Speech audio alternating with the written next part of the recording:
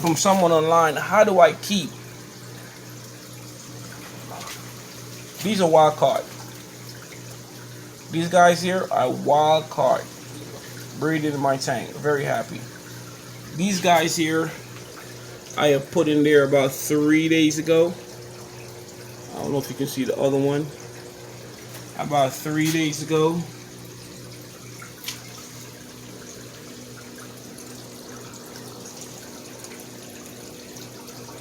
Seven of those guys, peacock bass. I went to Miami and I caught 8 of them with my friend. I cast netted 3 and we caught 5. How do I get them to acclimate to the tank so they survive, so they do great in the tank, so they don't die?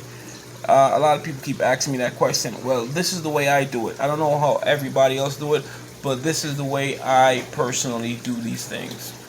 So when they come and I catch them and they're in the same water that I bring them from, which I try to keep is in this drum or wild caught, breeding pair. One jumped out, so I gotta get another one. Breeding pair, wild caught, breeding pair, wild caught.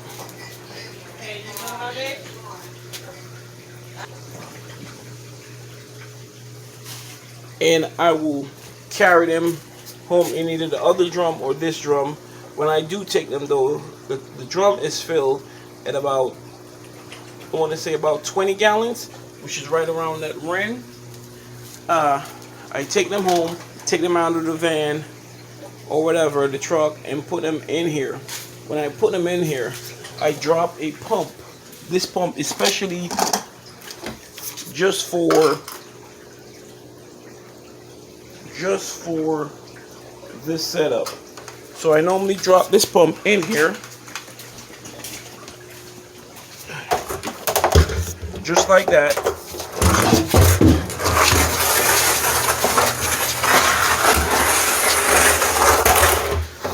I normally drop this pump in here just like that. I actually don't know what I do with the cover, but I normally put this cover on top of it, just like this.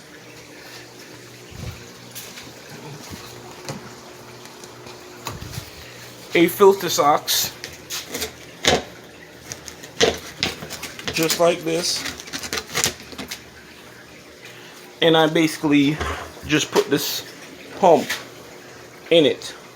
Hold on, let me get something else because I don't know. I think I got the cover in the back.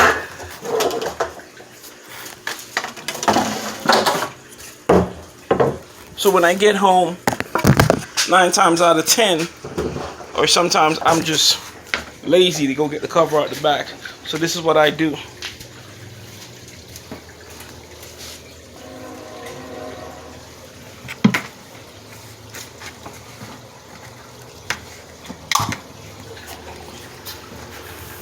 I will get a filter socks. I'll go get a filter socks and I put it just like that in here. I put this hose, sorry, hard to hold the phone and this at the same time and show what I'm doing.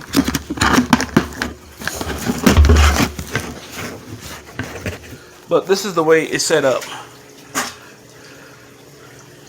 And the pump itself actually pumps from the bottom all the way up to the top and filters the water. It filters the water, and it's about 20 gallons to the rim in there of water. I let it sit for about 9 to 10 hours. Then I come and I put the water that I normally use for the tank. That's my fresh water, that's my salt water. Normally, water I normally use for the tank, I put about 20 gallons, I put about 10 gallons in there. I let the 10 gallons sit in there while it's filtering for 3 days. 3 days. Then I do the process again in 3 days. Every day I come out, I change the filter socks. I put a new filter socks in here every day. Dirty filter socks. and I just washed them. I changed it every day for 3 days. Then on the third day I come out, I emptied, I want to say about 75% of the water I empty. I take the water from my storage bin and put it and fill the bucket back up. This time I'm going, instead of filling it to 30 gallon, I'm going to fill it all the way up to the second rim, which is sometimes about, I want to say about 40 gallons to the second rim, 40 or 45 gallons, or a little bit over that, about between 40 and 45 gallons. I filled it up on the third day. I let that run through, do its process, while every day I'm still changing the filter socks, and I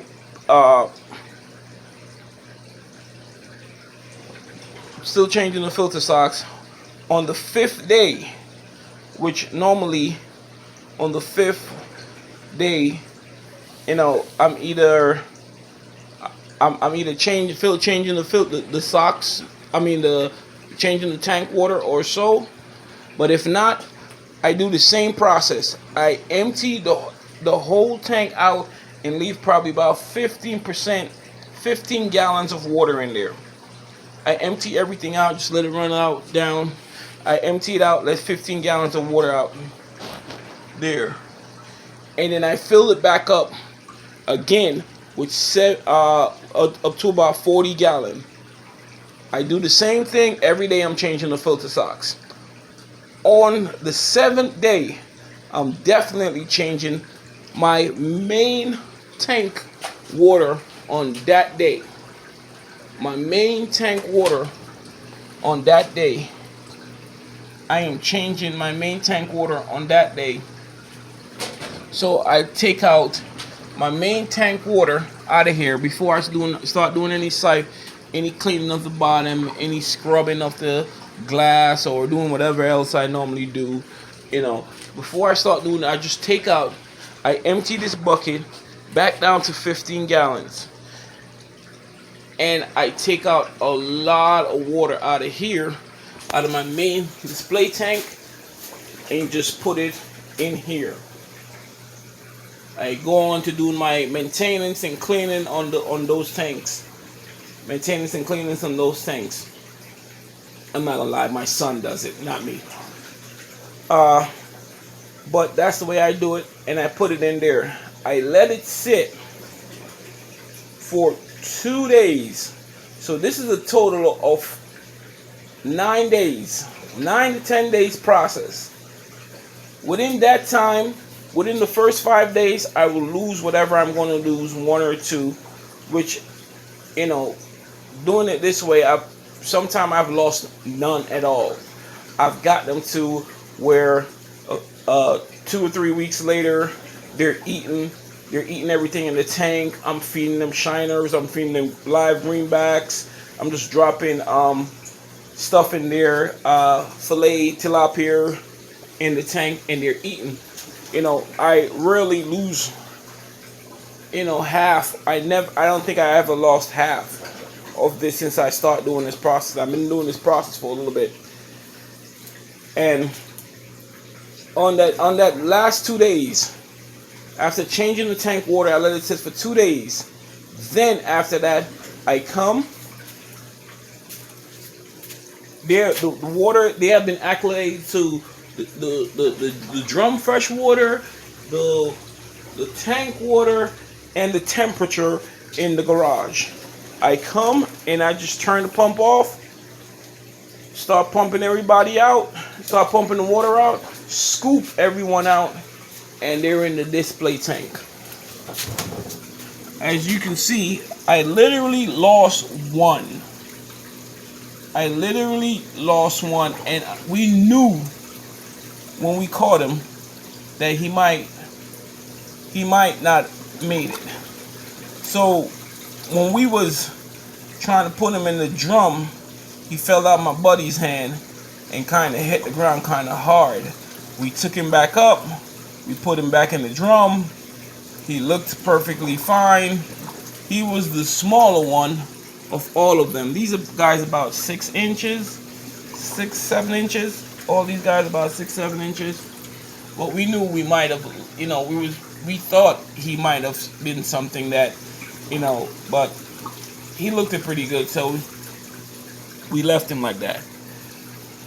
We lost one, and we literally now have 7 of them in the tank, just hanging out. And I have been doing this process with this drum, or that one, for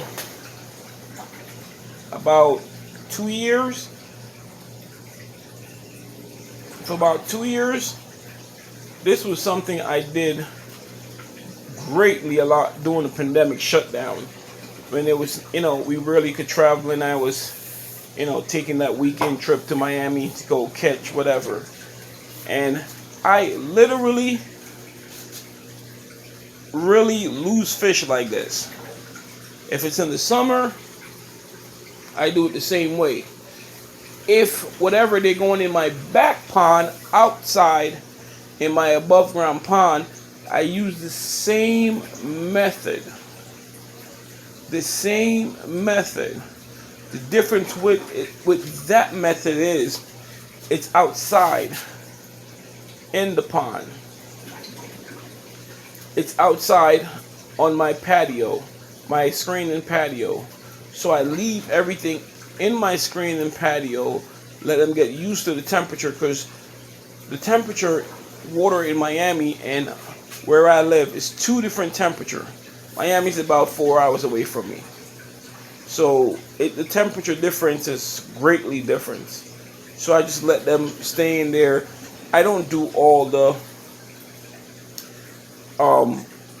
I really don't do all the changing of the water that much. I just let them get used to the temperature, and I do the filter. I do change the filter on it every day for 5 days. It's a little shorter for my back pond, but I do change the filter on it every day for 5 days, just letting them get used to the temperature. I take most of the water out of my pond. I have a little pipe that I just basically just put it in there.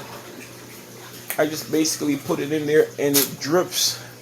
Not say drip, but it runs. It runs a little bit of water. I want to say about 5 gallons of water.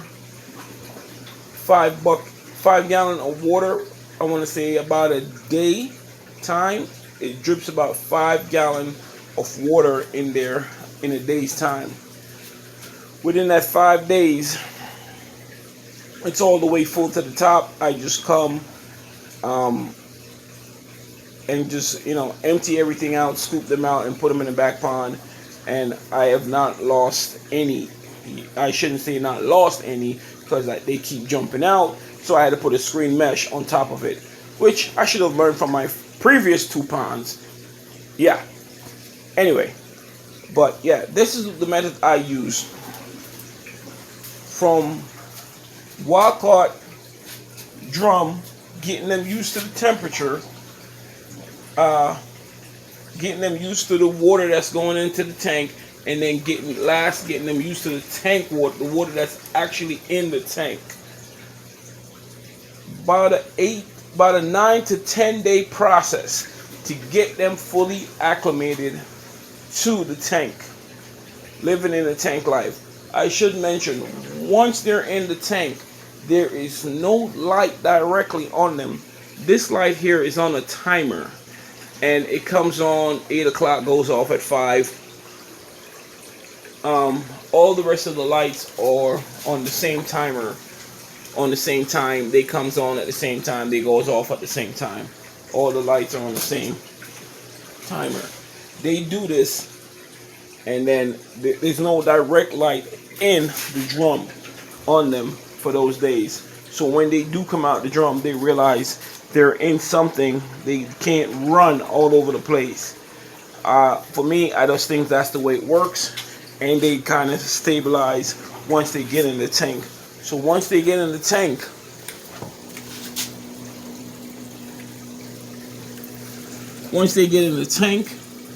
if I decide I'm going to treat them before they get in the tank, I will treat them in that bucket before they get in the tank.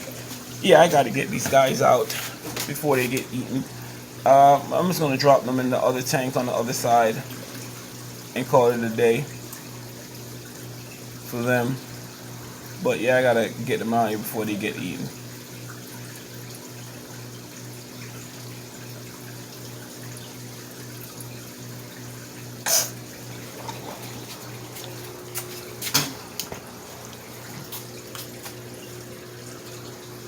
But yeah, this is the way I do literally all of my fishes wild caught.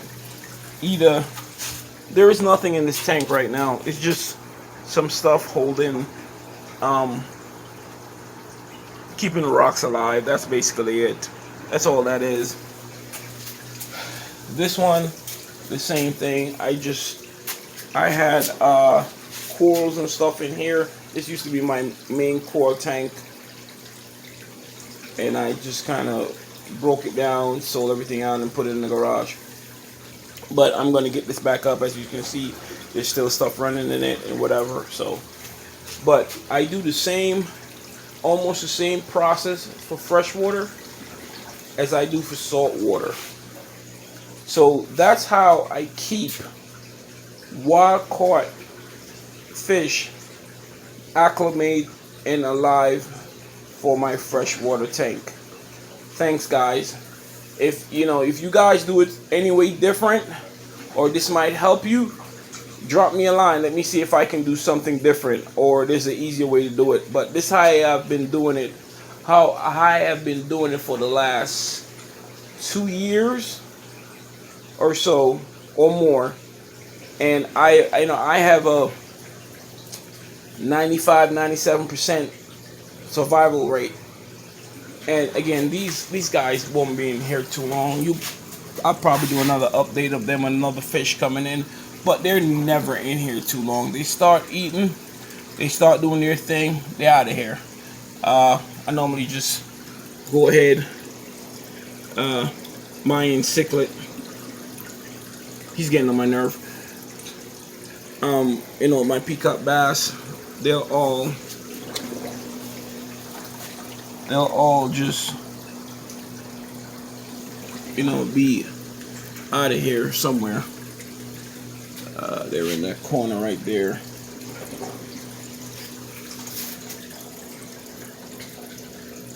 But yeah, that's how I've gotten a lot of them to survive in my tank.